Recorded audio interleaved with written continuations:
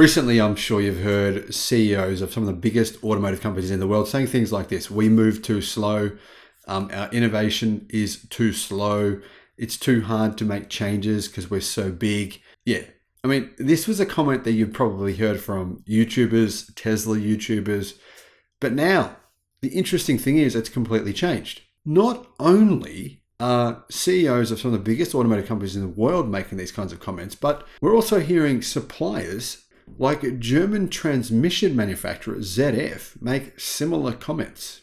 Hello, my friends. Welcome to the channel. Great to see you. Thank you for tuning in. My name is Sam Evans, and I'm coming to you from Australia. Thank you for subscribing. It's great to have all of you. Now, China, they make more than 60% of the world's electric cars.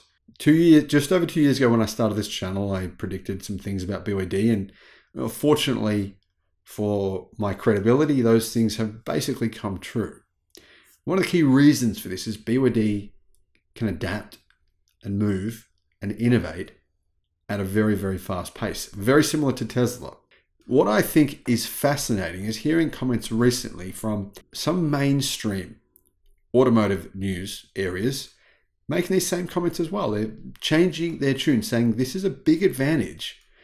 In the past, what do we hear, right? We heard these comments like, oh, no. These small companies won't succeed. Tesla won't succeed because, Toyota can just crush them with their manufacturing might, their prowess. They've been doing it for 100 years. Ford have been doing this for 100 years. Don't be ridiculous. They can't possibly compete. They don't have the manufacturing ability. This is just, within a very short space of time, those people have just shut up. They're not making these claims anymore.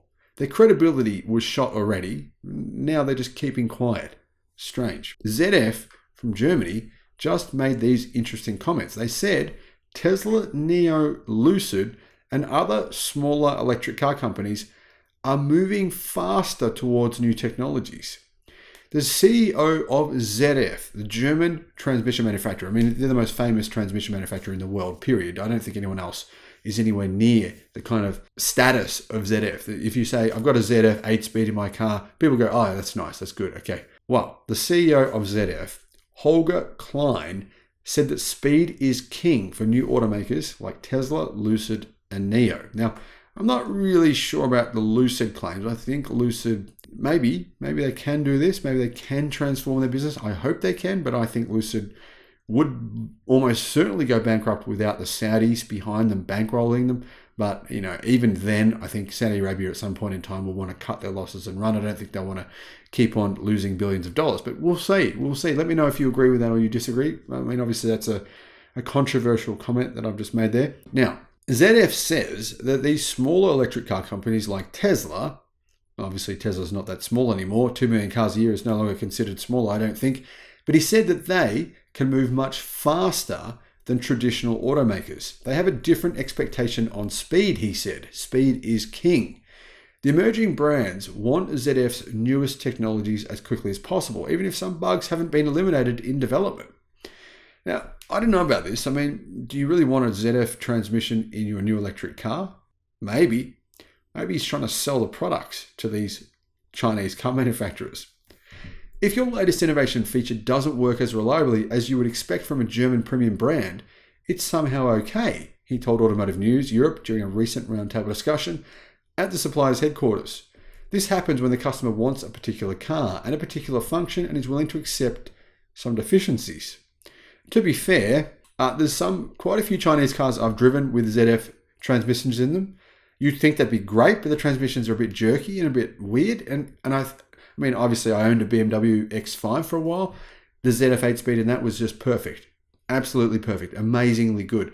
And it's strange to me that the ZF 8-speeds is meant to be the same transmission in a lot of these Chinese cars that I've rented, just don't have the same crispness, the same smoothness, the same ability to read what's going on. And obviously some of that comes down to software. And I wonder if he is actually correct here in what he's saying about the speed. So speed is king, and it's a good thing, but it can also be a bad thing for reliability. He said that urgency doesn't mean that ZF is willing to compromise on its proven development processes or skip quality steps. It just means that ZF knows the newcomers will be tolerant. I think that makes many of them faster, he said. It is demanding to keep pace with their speed, but it can be rewarding. Klein said that because emerging automakers approach business and their customers differently, they sometimes see opportunities where others see failure. This is the key here. Opportunity. Seeing opportunity is so important for companies now because innovation is happening so quickly. If you don't see the opportunities in innovation, you're going to get left behind. He cited ZF's retractable steering wheel as an example. The steering wheel can be folded back into the dashboard for more space and a customized environment for the driver. ZF showed this technology concept in 2016 at the Geneva Auto Show. Klein acknowledged that reaction from legacy automakers was harsh. They said it was ridiculous, it was pointless. But Chinese car companies didn't do that. They said, hey, this could be good. Remember though, Chinese customers love karaoke, and so they spend more time in their cars. For example, Tesla's karaoke mic, it sold out within minutes. Everybody was saying, ha ha, you believe level 4 or 5 autonomous driving will happen tomorrow, but it won't. Therefore, your steering wheel is totally useless, he said. Looked at from a different perspective though, a foldable steering wheel might be used by someone waiting in a parking lot for family members who are shopping at basketball practice or possibly just waiting to charge their EV. If the steering wheel folded away, it would be more enjoyable to sit in the parked car and watch a movie on the car's infotainment screen. And seeing as Chinese cars and Teslas and many other cars now have massive media screens and access to things like YouTube and Netflix, I think he's right here. It makes complete sense, in fact. He said, if I would have full visibility of this, wouldn't that be a nice feature? Not because you're in a level 4 vehicle, but because you want to enjoy the movie, enjoy the experience of being in the car without a steering wheel being in the way. The industry is now catching up with the concept. Not legacy auto, smaller manufacturers. Klein said that ZF will be offering this feature in the coming months in Chinese car brands, not in German ones. The CEO said he appreciates there are a slew of fresh ideas coming forward as the industry evolves. Sometimes we are perhaps a little bit too much in our boxes, he said. For me, this is the beauty of software-defined cars because people come in with different ideas. Clearly, the big, slow automakers are more hesitant to new ideas, less likely to embrace new technology. That is why they're falling behind. I mean, look at what we're seeing now. In Europe, police forces getting EVs that are not made in Europe, made by companies like MG, Tesla. This change is happening really, really quickly. And Europe is about to be in a very, very precarious situation because its automotive market is going to be swamped by newer, more innovative products from other companies outside the continent. Let me know your thoughts in the comments, guys. Thank you for watching. Bye-bye.